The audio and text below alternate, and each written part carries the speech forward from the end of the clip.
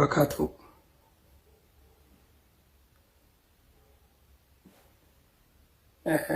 وعليكم السلام ورحمة الله وبركاته.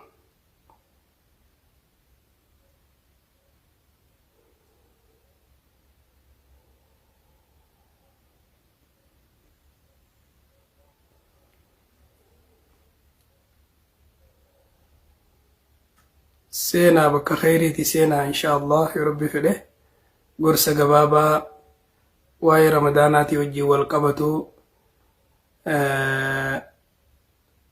يرو قباب دولاف إن شاء الله يرو بركاك أبدو يرو بواك أبدو يرو خيرين هدو كيستي ومشامتنا كيستي إن شاء الله وارب نولافي سيوليا دجيفنا سينا شير ولي قدا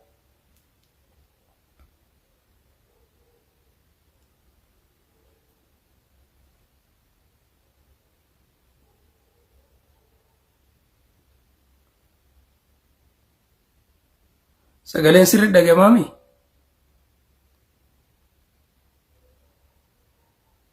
وعليكم السلام ورحمة الله وبركاته. وعليكم السلام ورحمة الله وبركاته.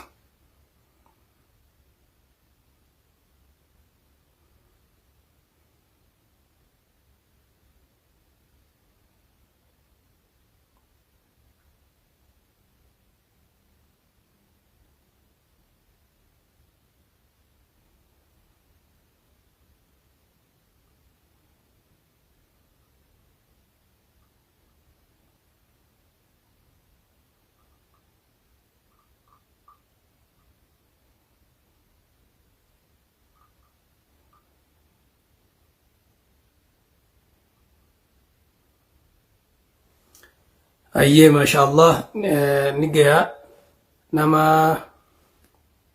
قرنا ولبلا ما جيجرا. بسم الله الرحمن الرحيم. الحمد لله رب العالمين والصلاة والسلام على أشرف المرسلين وعلى آله وصحبه أجمعين وبعد. هندي خيسنو السلام عليكم ورحمة الله وبركاته.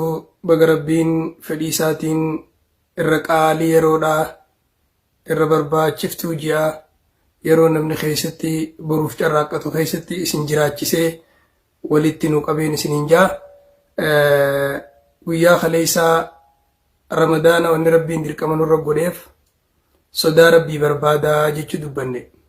Ramadaana qofaa miti ibaaduma waan jaan waan rabbiin gabbaran hunda sababaan isiidhaa kaayoon isiidhaa kaayoon rabbiin ibaadaa namarratti godheef akka sodaa rabbii argannuufi akka rabbi sodaannuufi akkuma rabbiin quraana isaa keessatti dubbatee yaa ayyuhan naasu u'budu rabbakum alladhii khalaqakum walladhiina min qablikum la'allakum tattaquun.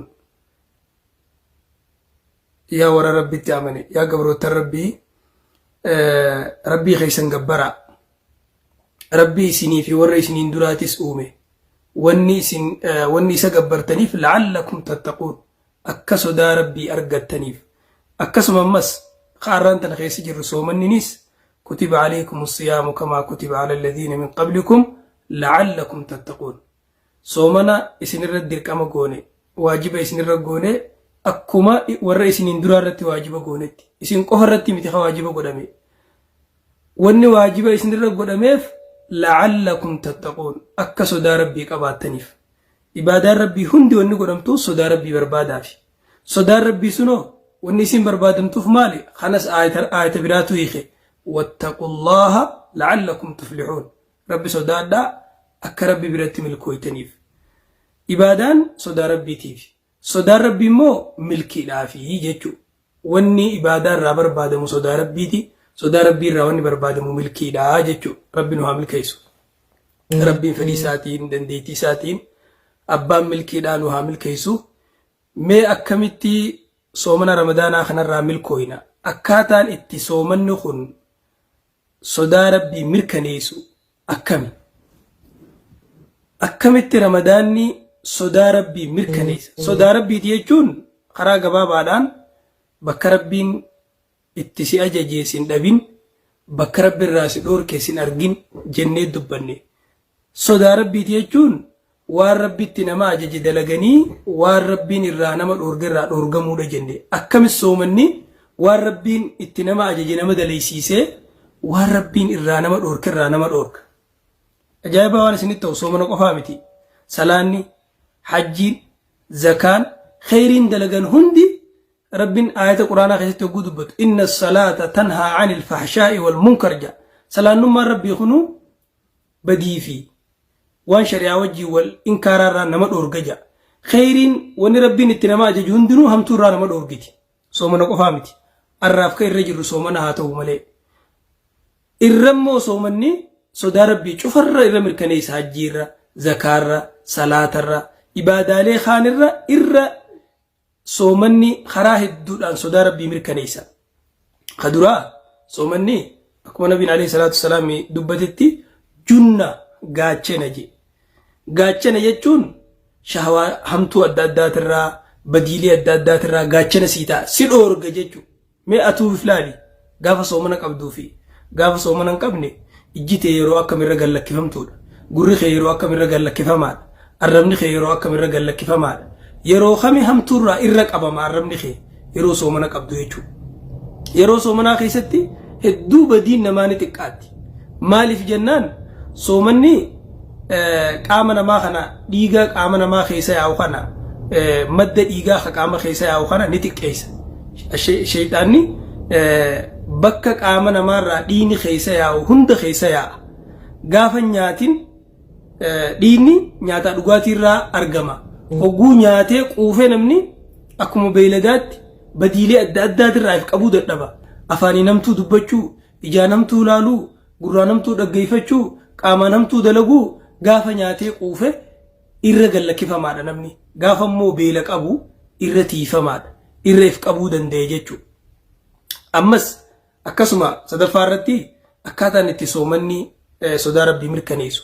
Soomana keessa namni waajibaata salaata 5 sirri salaata yeroo isaarra salaata jamaa'aan salaata kanarra dabree taraawiyaa salaata sunnaa quraana qara'uu du'aayii godhachuu sadaqachuu zikrii heddummeessuu wanni khayrii ja'an hundi sodaa rabbii jechuun beeku wama lama wama rabbiin itti nama ajaje dalaguu fi waan rabbiin irraa nama dhoorgarraa dhoorgamu sodaa rabbii jechuun kuni yeroo soomana qaban irra heddummaata jechuudha. Kanaaf soomanni sodaa rabbii fida jechuudha. Afraffaa irratti akkaataan itti soomanni sodaa rabbii fidu. Soomanni sodaa rabbii irratti nama geessu. Soomanni haraam dhiisuu irratti nama geessa. Lubbuu teetana sii leenjisa. Rabbii eeggachuu irratti, if eeguu irratti, hamtuu irraa if dhorkuu irratti, if leenjisuu irratti. Inumaa yeroo soomanaa keessaa namni fedhii isaa hunda ni hinjifataa. Shahwaa lubbuudhaa hunda feffeetee lubbuu hunda ni hinjifataa. Haraam dubbachuurraa, haraam dhaggeeffachuurraa, haraam laaluurraa hedduu if qabuu danda'a. Ragaan kanaa nabiin keenya alayhi salaatu wassalaam yaa ma'shara ash-shabaab man istataa'a minkumul baa'ata falyatazawwaj yaa jammaa dargaggeeyyii yookaan yaa shamarran namni fuudha dandee takkaa heeruma dandee xaaxaa fuudhaa heerumaa namni dandee haa fuudhu jeeti fa in lam yastati' yoon dandeeyin ومن لم يستطع فعليه بالصوم صومنا هاقبته فإنه له وجاء صومني أكا نما سنغوميتي همتو رايسا دوركا بديلي أداد دارا دورغا مورتي صومني إسا غرغارا جي دبت أسر راواني فرانو صومني همتو راسي دوركا صومني خيري سيدة ليسيس صومني خيري دلغو سيلافيسا صومني همتو رايك أبو سيلافيسا صدارة بيتي يجون صوم جاتوني كمان ساتو إفقابون إفقابو الصوم لغة الإمساك لبوتي تنقابو روحيتي قابو عقليتي قابو قامخي قابو روحيتي قابو عقليتي وان ففيتي أدادات الرا قابو قامخي وان صومنا نمفرسيسا نياتا هاتو لغاتي هاتو بديلي أدادات لغو هاتو إفقابو أكتي صومني صدا ربي مركنيسا قام براتين صومني نمت بيخو داف دري لنجيتي bakkatti leenjiyani waan leenjiyaniini tababbarkaa jechuudha. Ispoortii akka ispoortiitti yeroo hedduu namni amala badaa qabu haraaraa haa ta'u aara akka malee haa ta'u nama arrabsuu haa ta'u haqa namaa fiiguu haa ta'u wahuma hamtu ja'an hundarraa if qaburratti leenji siitaa soomanni. Fakkeenyaaf namni sijaaraa dhugu yoo sijaaraa dhiisuu fedhe wanni sijaaraa dhiisuu irratti isa gargaaru sooman namni sa'a 10 ganama halkan sa'a 10 irraa qabee hanga aduun dhiitee sa'a 12tti if qabu yoo danda'e osoo nyaanne osoo dhuyne taa'uu danda'u. Akkasumatti halkanis waan hin taane amala fokkotaa amala maqaa isa balleessu amala isa arrabsu amala nama biratti isa xiqqeessu amala ilma namaatiif rabbi biratti hin jaalatamne irraa if qabu sirritti danda'a jechuudha. Akkana jechuun soomanni dirree leenjiiti, madrasaadha, yuunivarsiitiidha, bakka leenjiiti.